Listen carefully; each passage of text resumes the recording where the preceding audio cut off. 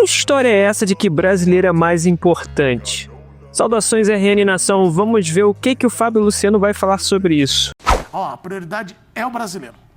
Aí vai lá e poupa no Brasil. Prioridade é Libertadores. Prioridade é Libertadores, né, cara? Prioridade é a tua semana, sempre. Você não tem que falar essas bobagens. É porque brasileiro é menor que Libertadores. O título sul-americano é mais importante que o título nacional. Eu acho que ele fez certinho. É, né? Até que o resultado prove o contrário, porque se ele perder lá, aí todo mundo vai. O Flamengo teve recentemente técnicos que caíram por causa disso, né? Sim. O Dorival ganhou 2 Copas e ele cai porque... Você nunca vai conseguir convencer o torcedor do seu clube de que o brasileiro, ele vale você olhar para o brasileiro de uma forma, né, mais cuidadosa do que a Libertadores. Não tem como, Não tem como. Não tem porque a Libertadores, você classifica, você é campeão brasileiro, você se classifica para jogar uma Libertadores. É a Libertadores que te coloca, né, após o título em uma competição mundial. Então, eu concordo muito com o professor, assim. Eu acho que times como o Flamengo, Palmeiras, enfim, que estão brigando hoje por mais conquistas, é você olhar a semana, né? É lógico que dá para se entender, por exemplo, nesse jogo contra o Vasco, o cuidado com alguns jogadores pensando no jogo de volta da Libertadores. Dificilmente você vai poupar um time na Libertadores nessa fase de mata-mata pensando em um jogo do brasileiro. Isso pode acontecer numa fase de grupos, que você já tem uma pontuação, que você já entende que a classificação está meio que garantida e tem um jogo importante dentro do brasileiro. Mas é isso, assim, acho que o Flamengo fez bem em preservar alguns jogadores, né, no final de semana, pensando nesse jogo de quinta-feira, porque é um jogo complicado. Na minha opinião, o Flamengo perdeu a chance de construir um placar maior. O começo do jogo contra o Estudiantes foi um começo, assim como o Palmeiras também, aconteceu contra o River Plate. Assim, começo avassalador, o Flamengo pressionou, o Flamengo fez 2 gols muito rápido. O Flamengo poderia até manter um pouco mais esse ritmo para tentar ampliar o marcador naquele momento, e depois foi cedendo espaço para o Estudiantes, e aí no final da partida ali acaba encontrando um gol que deixa esse confronto em aberto. Então é isso, assim, eu acho que o Flamengo tem totais condições dentro do campo de conseguir a classificação, mas tem que ter algumas atenções aí com a questão do extra, né? Eu acho que ninguém tem dúvida de que o brasileiro não é prioridade e a Libertadores é prioridade, né? Como o Fábio Luciano disse. Então, assim, o Flamengo hoje ele tem um elenco muito bom. Esse elenco permite que o Flamengo dispute brasileiro e dispute Libertadores, certo? Mas, assim, então não é sobre a questão de prioridade. O Flamengo, ele pode muito bem fazer como ele está fazendo. Continuar jogando o brasileiro com seriedade e a Libertadores também com um pouco mais de seriedade, porque é o campeonato principal, né? A gente está falando de tetra, então o Flamengo tem que manter o ritmo na Libertadores e ter mais atenções, principalmente nesse jogo contra o Estudiantes. Agora vamos ver o que o técnico do Estudiantes está falando sobre a questão do Flamengo recorrer ao que aconteceu com o Plata no último jogo. É um absurdo. Se liga só. E depois do jogo, o Eduardo Domingues, meu xará, comentou a liberação do Gonçalo Plata pela Conmebol para jogar a segunda partida depois de ter sido expulso. Abre aspas para ele. Nós temos que focar em avançar no confronto. De nada serve falar agora se Gonçalo Plata merecia ter sido expulso antes ou não. A entidade maior é a Conmebol. E depois ele ainda completa. Com todo o poderio que eles têm, o Flamengo, estamos a 1 gol.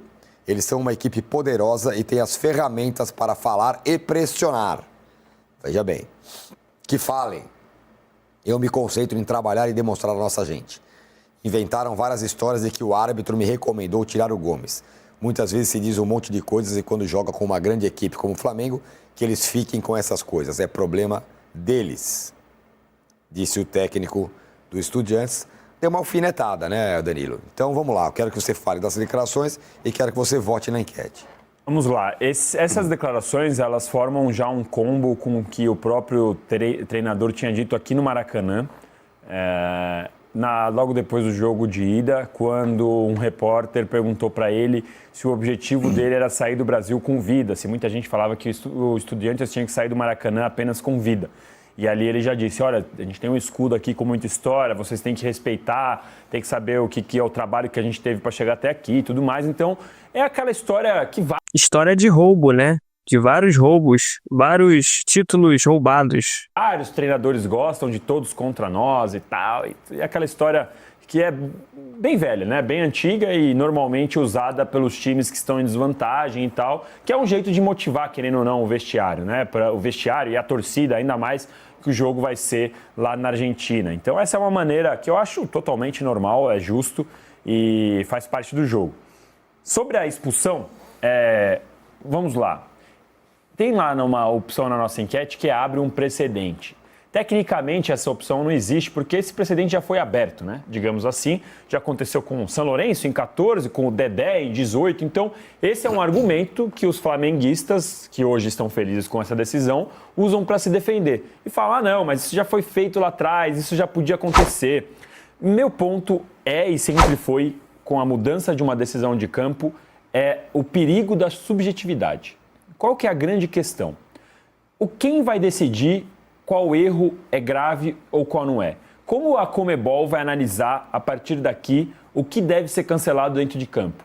E por que também a gente pode levantar aqui quantas coisas que não podem ser canceladas? Então, pode ser cancelado um gol que depois se prova errado, que o VAR não conseguiu ver, alguma coisa, um cartão amarelo que foi dado, como no caso do Plata, ou um amarelo que não foi dado. Ah, não, agora a gente vai aplicar. Ou, no caso mesmo da decisão do árbitro, como a gente sabe o que o árbitro viu na hora?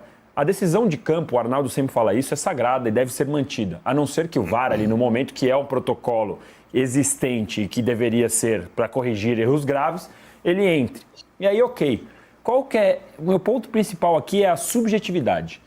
Como definir o que é grave e o que não é para a Conmebol agir? Isso é muito perigoso. Porque amanhã ou depois vai ser de novo essa discussão e falar, agora eles fizeram isso, vai ter que fazer de novo. Então isso é muito perigoso. Tira a autoridade do árbitro, tira a autoridade até do VAR, tira a autoridade de todo mundo que está ali no comando. O cara sabe que a palavra dele talvez não valha. E os jogadores também sabem. E aí vai virar uma pressão para lá, uma pressão para cá. Então eu acho que é muito, muito perigoso. Não porque abre um precedente, porque esse precedente está aberto faz tempo. É perigoso porque a subjetividade pode ser muito ruim para esse tipo de decisão. Arnaldo Ribeiro. Agora eu te faço uma pergunta. O que é subjetivo? O que foi subjetivo na questão do Flamengo com Plata? Eu entendi o que ele falou, que pode utilizar isso futuramente para uma situação totalmente ridícula. Mas, porra, será que é porque foi o Flamengo? Será que é porque é o Flamengo que recorreu e conseguiu resolver o problema? Como o PVC tinha falado anteriormente, que aconteceu outros lances bizarros com outros times brasileiros, só que não deu em nada, e porque foi o Flamengo deu tudo. O Flamengo é o sistema agora?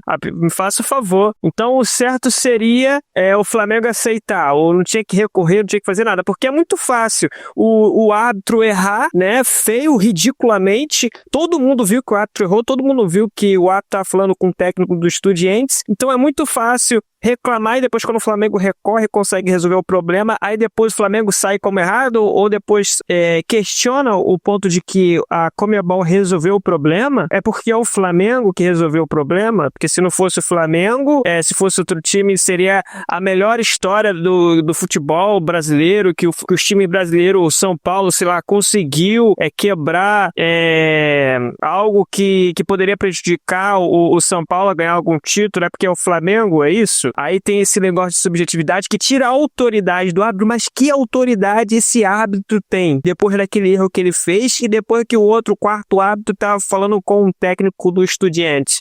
O que de autoridade esse cara tem? Ele perdeu totalmente a credibilidade lá. A credibilidade daquele árbitro foi embora, tanto é que ele nem vai apitar mais eu não lembro agora, é Copa de Libertadores da Sub-20, ou eu não lembro bem, eu sei que ele não vai, ferrou com a carreira dele, porque aquilo foi ridículo, não tem subjetividade, aquilo ali tá claro, é uma situação clara. O Plata sofreu a falta, todos vocês da mídia falaram que o Plata sofreu a falta, agora é fácil ficar falando que pode ser isso, porque é subjetiva a situação de que podem criar subjetividade e tudo mais, é só ser justo, é só olhar, faz sentido você anular isso aqui ou não faz? Porque roubo, essas coisas sempre vai ter, mesmo que indiretamente, sempre tem. Isso não é a primeira vez que acontece no futebol da Libertadores, no Brasileiro, todo mundo sabe disso. Agora, quando acertam um erro, não é porque é o Flamengo, porque se fosse outro time não teria isso aí tudo. Palhaçada. Vamos ver aqui o que